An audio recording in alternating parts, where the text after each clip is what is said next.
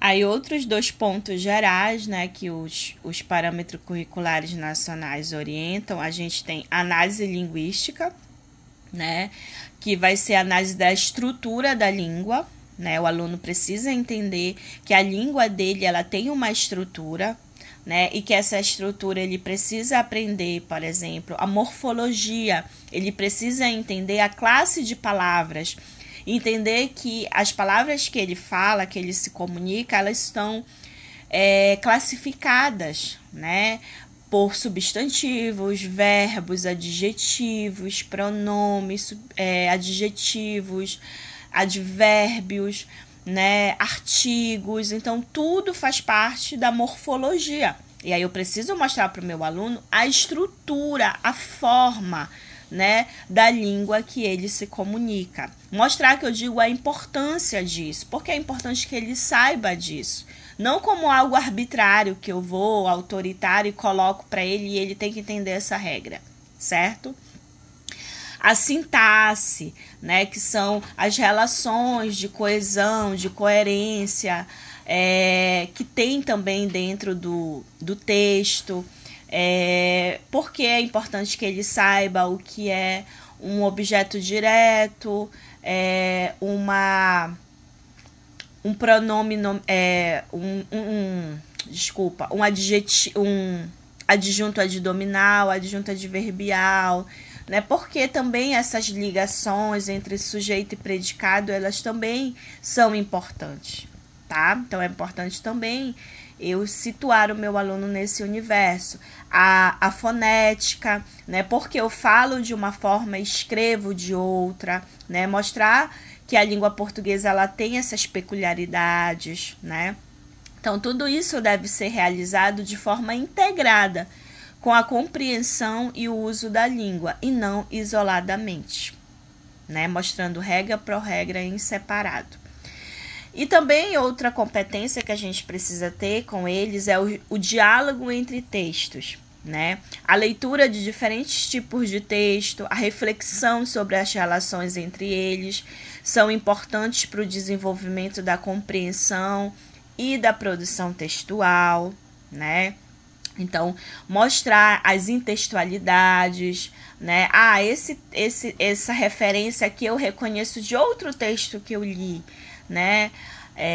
Esse daqui está sendo utilizado como a ironia, um tom irônico. Ele não está falando no sentido real, ele está falando no sentido figurado. Então, tudo isso nos diálogos entre o texto, né? E isso ajuda muito quando a gente trabalha a maior diversidade de textos possíveis, trabalhar poema, trabalhar crônica, trabalhar texto argumentativo científico, trabalhar relato pessoal, relato de viagem, enfim. A maior diversidade de textos que a gente puder trabalhar vai ser interessante, tá? E fazer sempre essa reflexão sobre as relações entre os textos, né, que são importantes justamente para a compreensão e, posteriormente, para a produção do texto, que os alunos venham a ser orientados a fazer, né, a famosa redação, né? Então, é importante que ele tenha o maior, digamos assim, a construção de um capital cultural, um capital de leitura maior, mais chances ele vai ter de escrever um bom texto, tá? Outro ponto, assim, que é muito relevante, né, que os parâmetros curriculares já apontam também, a questão da desmistificação da gramática, né? Que é justamente a gente pensar, não pensar a gramática sempre como uma grande vilã de tudo, digamos assim, né? Mas a gente pensar que o ensino da gramática ele deve ser contextualizado e voltado para a compreensão da língua como ferramenta de uso, e não apenas como conjunto de regras abstratas, né? Um conjunto de regras sem sentido. Não, pelo contrário, a gente tem que mostrar para o nosso aluno por que tal regra gramatical é dessa forma, né? O que com essa regra que eu aprenda vai me ajudar a entender dentro do meu conhecimento de língua portuguesa, né? Outro ponto é o desenvolvimento da competência comunicativa, né? O objetivo é que os alunos se tornem capazes de se expressar de forma clara e eficaz, tanto na escrita quanto na fala, em diferentes situações e gêneros textuais. E aqui é importante a gente enfatizar, principalmente, a questão da oralidade, né? O aluno ele está sendo instigado a debater mais, a apresentar seminários, a ter participações maiores na sala, né? Então isso é super importante também, porque às vezes também acontece do aluno ele tem ótimas habilidades comunicativas orais, né? Ele consegue encadear muito bem os argumentos dele, tudo, mas na hora da escrita essa organização ela falha. Isso acontece com a gente, né, gente?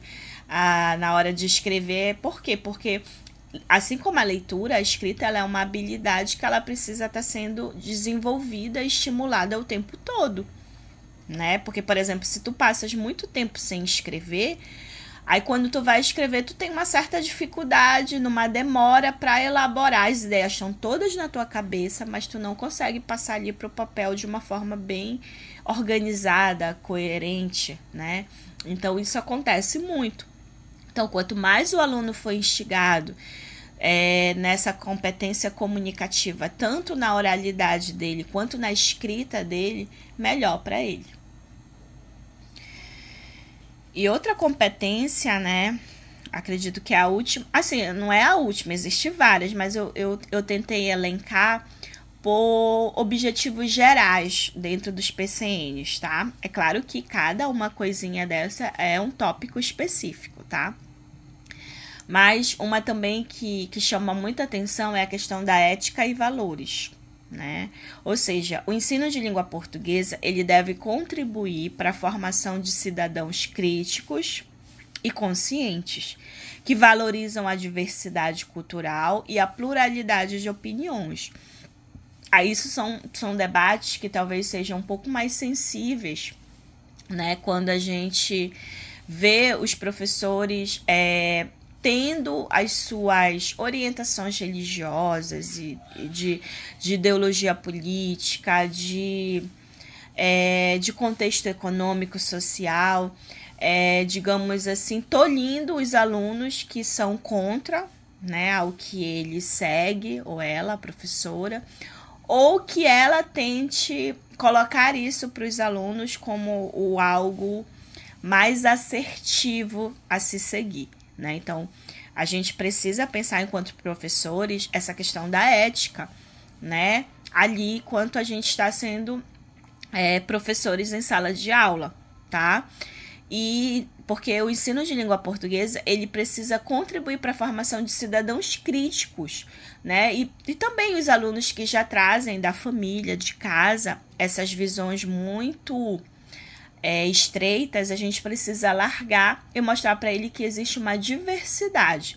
Eu posso continuar seguindo a minha ideologia religiosa, a minha ideologia política, mas respeitar que o outro, né, que outras pessoas tenham as delas e que as delas sejam asseguradas serem respeitadas tanto quanto a minha. Já que há uma diferença, você pensa de um jeito, eu penso de outro, tá? Então a gente precisa também, enquanto professores de língua portuguesa, assegurar essa diversidade, essa pluralidade cultural que existe, ainda mais o Brasil, né, gente? Um país totalmente multicultural, onde a gente tem influências indígenas, a influência dos portugueses, né, que vieram para cá colonizar, a gente tem a influência dos africanos que vieram escravizados, então a gente tem muita influência, né, na nossa língua, na nossa cor, na nossa forma de pensar, no nosso segmento religioso, político, ideológico, né, filosófico, histórico. Então, tudo isso precisa ser respeitado, tá? E o professor de língua portuguesa precisa mediar isso da forma mais ética possível. Bom, gente, e aí quando a gente fala de como é que está organizado esses parâmetros da língua portuguesa, aí eu coloquei aqui só para a gente entender, né, a forma como ele tem como as preferências dentro dessa organização o que precisa ser levado em consideração para o ensino médio. Ainda, é claro, a apropriação do sistema alfabético, né? É porque às vezes a gente vai vir gente que vai chegar no ensino médio e ainda vai estar com dificuldade de leitura, né? Com dificuldade em divisão silábica, gente, que é uma coisa lá quando a gente aprende no Fundamental 1. Isso acontece muito quando vocês tiverem oportunidade de corrigir os textos, as produções de textos dele.